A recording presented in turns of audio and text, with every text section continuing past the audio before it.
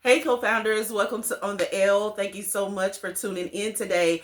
Today, we're going to do a bonus weekly deposit because I want to take you into the boardroom and I want to share with you what I think is so pivotal with Cardi B's recent launch of her hair care line. Now, she hasn't fully released the product, but she has started teasing it.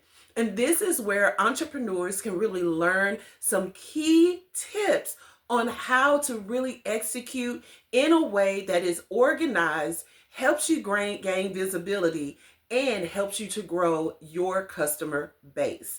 So, again, this is our weekly deposit, and we're in the boardroom with Cardi B. So, let's get started.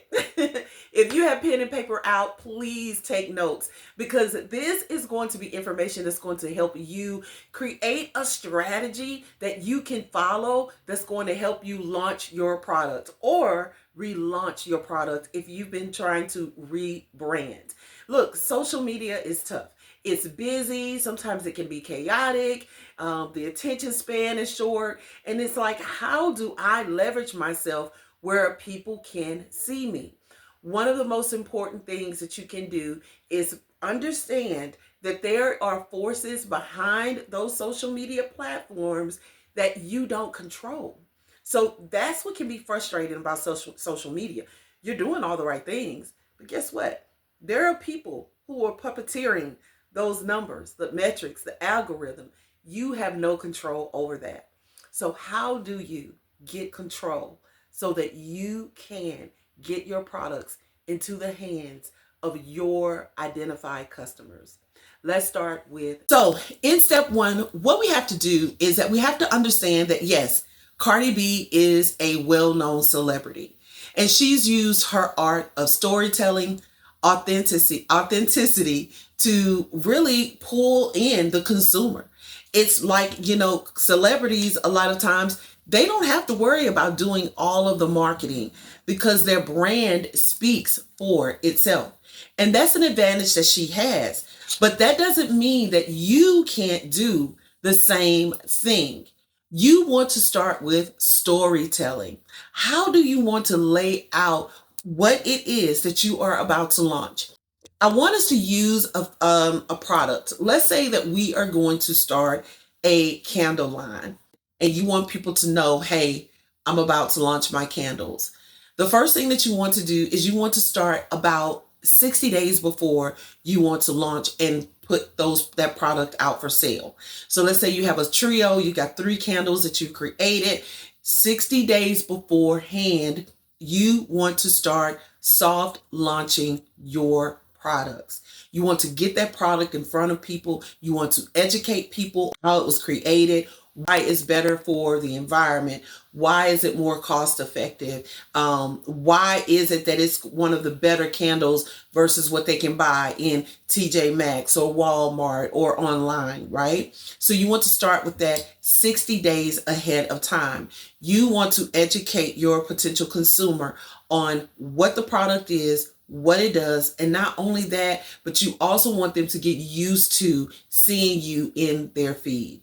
Social media is where you will land a lot of times when it comes to promotion, but you also want to take those opportunities maybe off social media, offline.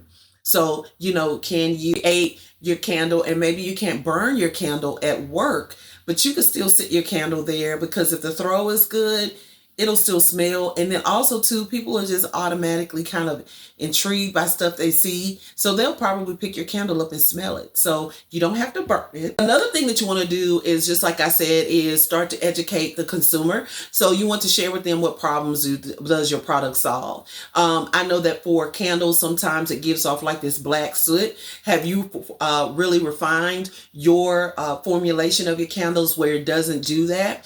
Another issue with candles may be the throw or the scent and how strong it is and how well it floats through a room. Does your candle have a really good throw where a lot of them may not? Other thing is, how long does it burn? On average, how long does it take for a candle to burn down compared to yours. So what problem are you solving, right?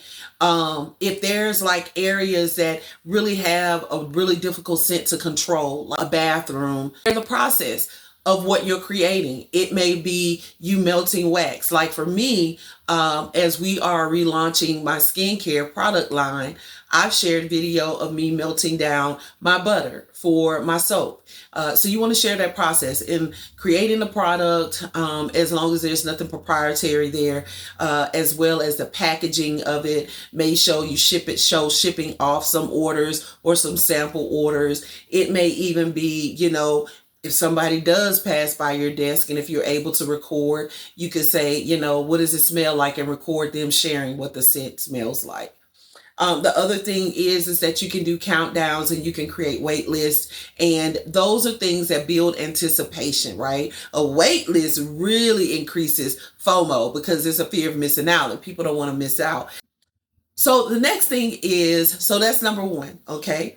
And look, I know that people can go on Chat GPT and get all of this information, but I think the thing that really is most effective outside of Chat GPT is for someone like me to sit in front of you and then bounce that information back off again and then say, look, what does that look like though, specifically for you and your brand? Because it's one thing for a computer to tell you. It's another thing for another human being to sit there with you and say, yeah, that makes sense. Yeah, I'm feeling that. Okay. So I think that there's something about the human connection, about people talking to each other and bouncing ideas off, where there's someone there who can really help you. And I'm that person. I can definitely help you. Your personal story is about, why are you even doing this? Why are you even creating candles, right? Is it just something that you've always loved doing? Is it something that is really special to you because when you give out gifts, you've been making candles, but you've seen that they brighten people's day? Is it a way for you to commemorate something like breast cancer awareness? Is your story? What is the reason for you wanting to start your candle line? And it could even be in the names and even in the scents that you're utilizing as a part of your story. With my skincare line, the reason I started my skincare line is simple. I started dealing with eczema in my 30s. And I was like, what in the world is going on? And after I tried all these different products, my skin barrier was damaged. My skin was burning whenever I put products on. And I was just like, look, I need something with minimal ingredients, but effective ingredients. And not only that, but I dealt with hyperpigmentation as well. So for me, I created the skincare products because I needed a solution. And the thing that I kept thinking about is, if I'm in bed at night with a washcloth because my skin is itching this bad, my goodness, what does a baby go through? What does a young child go through that can't express what is really wrong, right? And so that's part of your personal story. What makes you different? People don't buy because of the product so much. They buy because of the connection. The other thing motivated you to create your product, for the candle line, if it's geared towards breast cancer awareness, are you a breast cancer survivor? It was somebody close to you that dealt with breast cancer. It's something that has really inspired you in your heart, and you want to be able to give back to that community and be creative at the same time, right? And what's the transformation? What do you want people to get out of utilizing your product? And the candle, if it's breast cancer awareness, I think it's just community, right? And I also think that it could be this really cool thing that you include in baskets, or, as a gift, or you sell for people to give to someone who may be currently going through it. And what it would be so cool if there was like this quote or this affirmation or this scripture that would inspire them, so that every time they go to light the candle, it gives them a form of peace and it gives them a form of balance as they're going through treatment. So, and then on the third tier, this is about actually sharing consistently. So we go back to that tier one, where we're saying we want to start posting 60 days out. And I love this because really 30 days may be good enough, but I feel like 60 days allows you the room in the beginning to figure out your rhythm. read comments or kind of understand what resonates with people in those first 2 to 3 weeks, so that then when it's clutch time, those 30 days before the launch, you've now perfected your routine. You perfected the language, you perfected the graphics, you perfected the videos, you know what people are really attached to. You've read their comments about what it is they're really struggling with, and you've refined your posting, you've refined your information that you're putting out to really speak even more to that thing. So by posting 60 days out and being consistent, it's going to help you really create a great rhythm.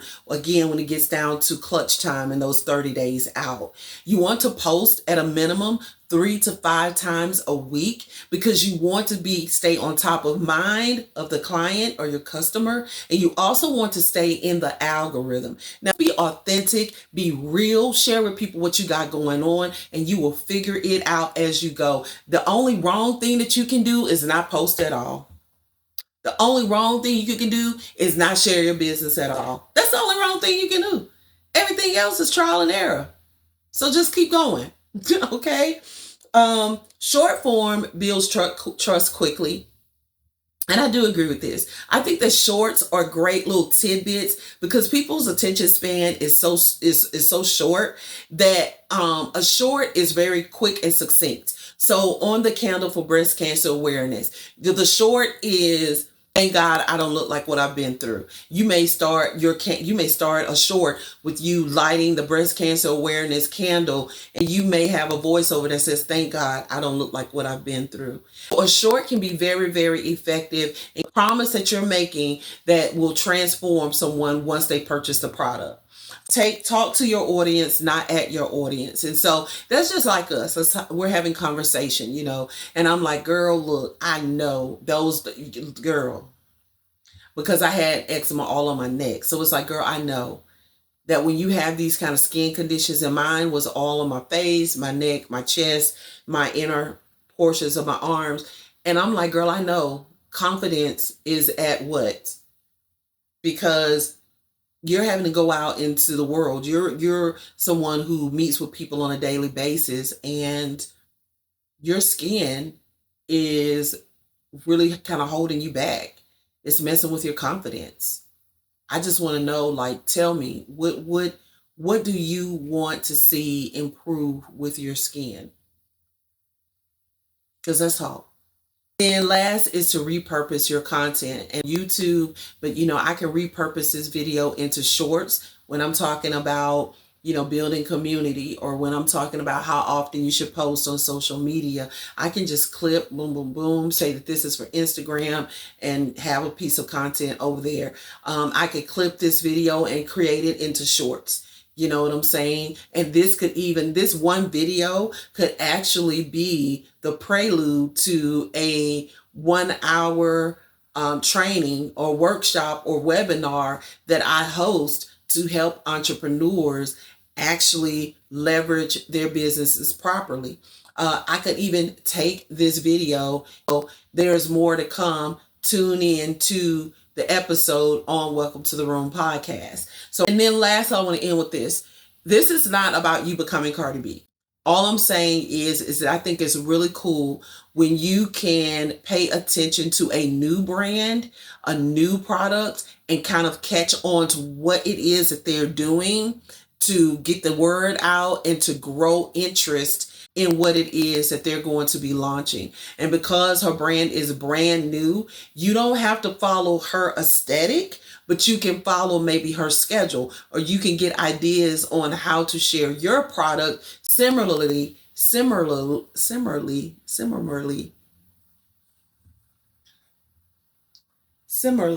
do something just like she's doing when it comes to promoting your product. All right. So I hope that this helps you on stuff that I see or things I'm thinking about that I just want to share out with y'all and see what y'all thinking. Okay. And then also I am over on the gram. So until next time, Remember, I drop my weekly deposits every Sunday. This is a bonus for you guys. And every day or every other day, just depending, I'm dropping a daily deposit. And I hope that it helps you in your life personally as well as professionally. The last thing is to remember, baby, nobody's perfect. We are not seeking perfection. We are just seeking to be present